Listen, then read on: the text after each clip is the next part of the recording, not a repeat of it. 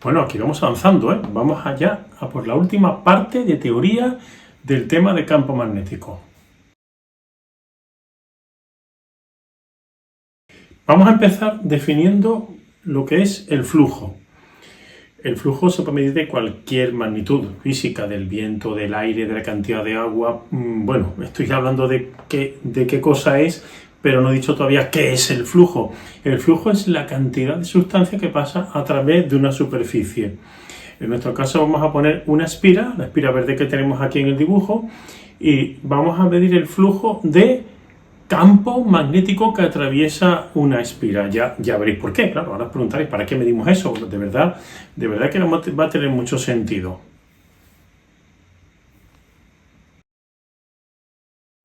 Bueno, lo primero que tiene que ocurrir para que haya flujo es que haya un campo, o sea, tiene que haber un campo magnético que atraviesa por la espira. Si no hay campo magnético, como en este dibujo que tenemos, en esta gráfica que tenemos aquí, entonces no hay flujo, eso está clarísimo. O sea, lo primero que necesitamos, que haya flujo.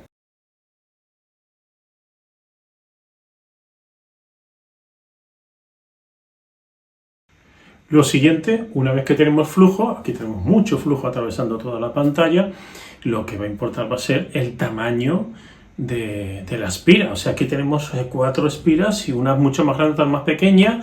Si atraviesa la misma cantidad de flujo por todas partes, lógicamente habrá más flujo en la espira más grande y menos flujo en la espira más pequeñita. Bueno, pues mirad ahora el movimiento que tenemos. Tenemos ahora un movimiento que va hacia allá, ¿vale? Aquí estáis viendo cómo un flujo de campo atraviesa una espira, pero ahora quitamos la espira, ponemos otra, y en esta nueva espira, ¿cuánto campo magnético está atravesando la espira? O sea, ¿lo veis? Es que nada está atravesando. ¿Por qué? Pues por eso, porque importa el ángulo que el campo magnético forme con la espira. Según cómo esté orientada la espira, atravesará más o menos cantidad. Luego ya tenemos 3 cosas que influyen: campo magnético, área o superficie de la espira y ángulo que forman. Con esto nos vamos acercando cuál debería ser la expresión matemática del flujo. Bueno, pues como vemos en esta diapositiva, vamos a trabajar con superficie y como me hacen falta los vectores constantemente, voy a definir el vector superficie de una espira, ¿vale? Es un vector que va a ser, como veis aquí, perpendicular al plano. ¿Y a dónde va a ir? ¿Hacia afuera o hacia adentro? Eso vamos a dar libertad, cada uno lo puede elegir donde quiera, no hay un criterio fijo, ¿vale? Yo he pues dibujado ese como podría haber dibujado el opuesto, los dos serían válidos. Entonces, ya en esta diapositiva vemos, importa el campo, importa el área, importa el ángulo. Como importa el ángulo, por eso hemos definido el vector superficie, para poder manejarlo mejor. Pero cuando el flujo es cero, cuando el flujo venía para acá y la espira estaba así, es decir, el ángulo que forma el campo con el vector superficie de la espira es 90 grados. ¿Cuándo era máximo? Espira así y campo que entraba por aquí. Es decir, cuando el campo y el vector superficie de la espira forman 0 grados. ¿Os suena de algo? Me importa el campo, me importa la superficie. Cuando el ángulo es 0 grados, el flujo va a ser máximo y cuando es 90 va a ser 0. Pues sí, si lo has pensado muy bien.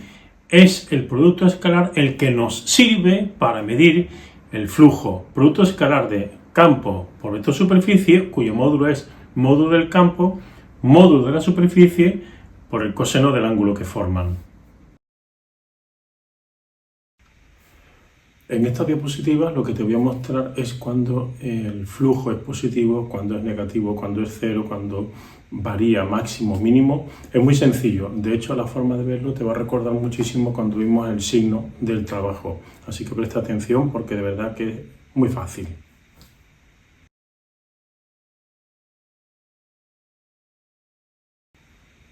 Esto es muy sencillo. Si en lugar de tener una espira tenemos una bobina que está compuesto por muchas espiras, ¿cuántas? N mayúscula le vamos a llamar. ¿Qué hay que hacer solamente? Pues multiplicar el flujo por el número total de espiras. Es decir, hay 10 espiras, pues el flujo que me hubiera dado lo multiplico por 10. Y así de sencillo.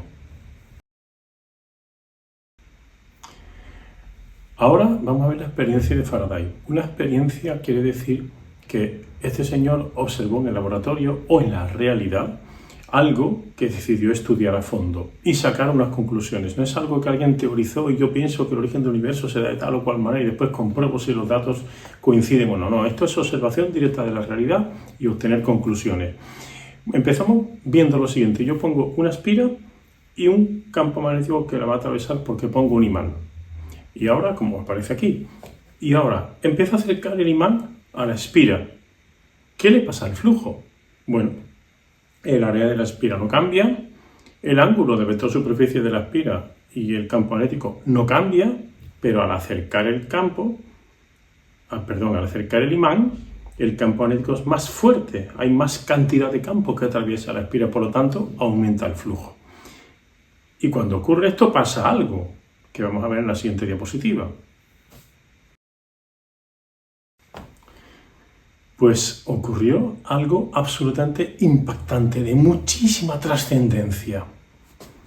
Al cambiar el flujo que atraviesa la espira, aparece una corriente eléctrica. Yo aquí lo he querido representar con una bombilla que se ha encendido. Es decir, que yo cojo un cable, hago así, y por este cable yo creo que todos dudáis que no hay corriente eléctrica. Si aquí lo pelo y aparece el cable, no creo que nadie tenga problema en pensar que aquí me voy a dar un calambrazo ni nada parecido, ¿verdad? Lógico, ¿no? ¿Qué pasa si yo esto lo enchufo a una bombilla? La bombilla está apagada. Bueno, pues fijaos qué fuerte que si yo pongo aquí la bombilla y pongo un imán y empiezo a moverlo, acercándolo y alejándolo de la espira, aparece una corriente eléctrica y la bombilla se enciende. A ver, con un imán pequeñito y moviéndolo despacio apenas notaremos que se enciende, pero aparece una corriente eléctrica aquí dentro, sin poner una pila, sin enchufar la corriente eléctrica. Esto es muy, muy fuerte. ¿Por qué? Porque gracias a esto hoy día tenemos electricidad en las casas. Toda la energía que recibimos es así. Las centrales nucleares, las centrales térmicas, las centrales eléctricas, los motores de los coches, funcionan así, funcionan de esta manera. Consigo dar electricidad a un cable porque el flujo del campo magnético que atraviesa la espira cambia. Esto es vital, si no hoy día no tendríamos energía.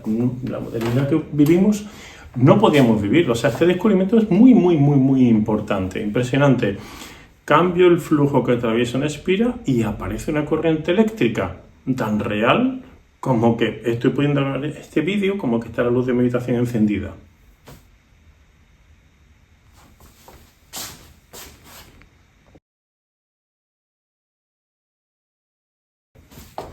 Bueno, mirad el dibujito este.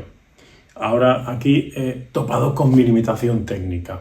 Tenéis una espira dentro de un imán, el imán crea un campo magnético que atraviesa la espira y me hubiera encantado tener capacidad de mover esa espira y que se viera moviéndose. Pero aquí apela vuestra imaginación, que la tenéis que tener. Y la espira está dando vueltas dentro del campo magnético. Entonces, ¿cambia el campo magnético que atraviesa la espira, que atraviesa por ahí? No. Pero que el ángulo está cambiando, o sea, el área de la espira tampoco cambia, pero el ángulo sí. Luego está cambiando el flujo. Luego aquí también generaré una corriente eléctrica que también he puesto con una bombilla encendida. Esto en realidad, cuando cambia cualquiera de las tres cosas, campo, superficie o ángulo, pasa esto, que se crea una corriente eléctrica. Esto concretamente es la manera que utilizan las centrales generadoras de electricidad, menos las placas solares o algo así, pero los molinos de viento, las centrales nucleares, todas estas, utilizan exactamente este sistema para crear electricidad. Vale, hemos visto que si cambia el flujo, aparece una corriente eléctrica que atraviesa esto. ¿Corriente eléctrica qué era? Electrones que se están moviendo por el cable, tan sencillo como eso. ¿Cuándo hemos estudiado que se movían los electrones? Cuando había un campo eléctrico, porque si había un campo eléctrico aparece una fuerza que impulsa a los electrones para que se muevan. ¿Y cómo hemos estudiado en varios problemas que podemos ver eso? Pues conociendo la diferencia de potencial. Si hay campo eléctrico hay potencial, y hay fuerza y hay energía de potencial. Si hay variación de potencial, el electrón se mueve. Lo hemos hecho muchos problemas tanto de campo eléctrico como de campo magnético.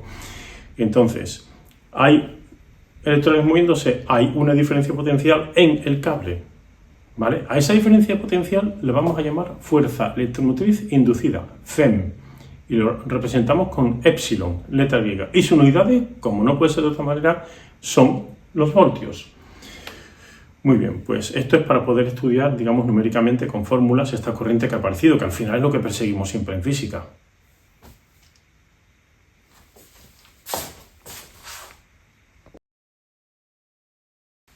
Pues aquí os presentamos ya la fórmula que funciona. O sea, esto no es que invente una fórmula, hago muchas pruebas hasta que encuentro una que cambia. Perdón, que sirve. Entonces, hemos estudiado que si cambia el flujo aparece la fuerza electromotriz. Bueno, pues tenemos entre comillas la suerte de que la fórmula es tan sencilla como que la fuerza electromotriz epsilon es igual a la variación de flujo, que lo mido con la derivada, como hemos hecho ya en varias magnitudes. Empezamos el año pasado viendo que la velocidad era la derivada del vector de posición con respecto del tiempo, pero estamos con Faraday y por ahora metemos valor absoluto. Solo estamos viendo el valor absoluto, por eso esa barra. ¿Qué ocurre si hay una bobina? Pues que multiplicamos por n el resultado obtenido para una de las espiras. Y aquí en la diapositiva abajo tenéis algunos ejemplos de flujo de varios problemas de selectividad y su derivada para obtener la fuerza electromotriz. Es una derivada sencillita, no son derivadas complejas. Bueno, vamos a avanzar un poquito más, pero ¿qué ocurre? Que Faraday y el hombre se encontraba un poco solo en el laboratorio, se sentía un poco aburrido, oye, yo solo no quiero estar, que venga alguien, y vino Lenz, un buen colega debía ser. A ver, yo literalmente no sé si estuvieron juntos o no, pero es una ficción que me estoy haciendo. Y entonces viene Lenz, se junta con Faraday y sigue investigando y descubre más cosas todavía. Hemos estudiado al principio de este tema que si aparece una corriente eléctrica, entonces aparece un campo magnético dentro de la espira. Estamos estudiando todo el tiempo una espira. Dentro de la espira, si hay una corriente eléctrica, hay un campo magnético.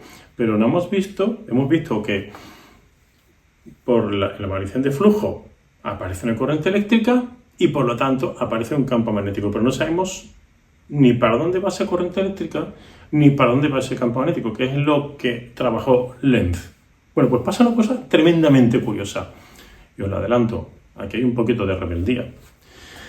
Si yo tengo aquí una espira y cojo un imán y lo voy acercando, ¿qué le pasa? El flujo aumenta o disminuye.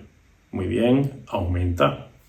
¿Vale? Y tiene que aparecer un campo magnético que va a ser o hacia acá o hacia la derecha, izquierda o derecha, no hay más opciones.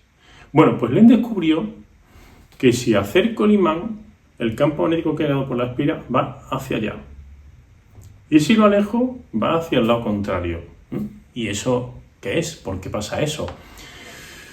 Pues porque la corriente y el campo inducidos porque se han creado inducidos invitados a hacerlo por la variación de flujo, es muy rebelde. ¿Qué quiere decir que es muy rebelde?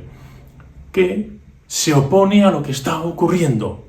Repito, se opone a lo que está ocurriendo, no quiere que las cosas cambien. Entonces, si aumenta el flujo, creo una corriente que crea un campo magnético hacia allá que se opone al campo magnético que había, para tratar de disminuir eso que está ocurriendo. ¿Qué pasa si el imán se aleja? Pues entonces está disminuyendo el flujo. ¿Qué pasa entonces con el campo magnético inducido? Que va hacia la derecha. Para compensar que se está perdiendo, digamos, estoy intentando ayudar a que no se pierda. Es decir, siempre rebelde, lo contrario de lo que está ocurriendo con el flujo. Si el flujo disminuye, intento aumentarlo. Si el flujo aumenta, intento disminuirlo. Y ya sabiendo el sentido de giro de la intensidad de corriente, lleva asociado un campo magnético adecuado, con lo cual sé para dónde tiene que ir la intensidad de corriente que se ha creado.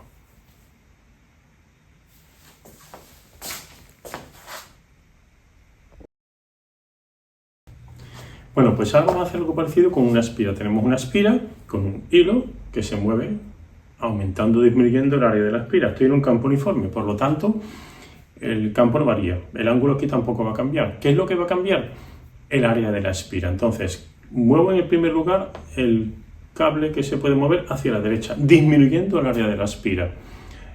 ¿Qué va a ocurrir? Disminuye el flujo. Entonces, ¿qué nos va a intentar hacer el campo inducido? Aumentarlo. Por lo tanto, si el campo magnético va en una dirección, el campo magnético inducido va en la misma dirección para tratar de potenciar el flujo. ¿Qué ocurre si hago lo contrario? ¿Que el tamaño de la espira va aumentando? Pues ocurrirá lo contrario. El flujo aumenta porque aumenta el área y el campo magnético inducido será contrario al que ya había, para tratar de compensar ese aumento de flujo que irá a disminuirlo, porque recordad, es rebelde y se opone a lo que está pasando. Bueno, pues vamos a llegar a la parte matemática. Hemos hablado de lo que está ocurriendo, lo que añade Lenz. Vamos a convertirlo en matemáticas. Entonces, la fuerza electromotriz, vamos a añadirle un poquito más de calidad con respecto a lo que había dicho Faraday. Le quitamos el valor absoluto y le ponemos un menos delante. La fuerza electromotriz es igual a menos la variación del flujo, la derivada del flujo con respecto del tiempo. Y ese menos tiene un sentido físico. ¿Cuál sentido físico? Que la fuerza electromotriz que se crea una corriente eléctrica que crea un campo inducido que se opone a lo que estaba ocurriendo. Y ojalá entiendas esto, porque con esto terminamos este tema. Me falta una cosa que no está en la diapositiva, y es la ley de Ohm, que dice que la fuerza electromotriz es igual al voltaje por la resistencia. ¿Qué es la resistencia? Pues ni más ni menos la resistencia que un cable opone al paso de los electrones a través de él. Y se mide en ohmios con la letra griega omega. La intensidad en amperios que ya hemos dicho, la fuerza electromotriz en voltios. Y nos van a derivar ellos problemas que relacionemos estas tres magnitudes. Pero con esto de verdad está terminada toda la teoría. Hay que gastar tiempo con papel y lápiz vosotros haciendo el ejercicio práctico para dónde va el campo inducido, cómo sería, etcétera, para que lo asimiléis bien y lo podáis hacer bien en todos los problemas. Bueno, pues ánimo y vamos con los problemas.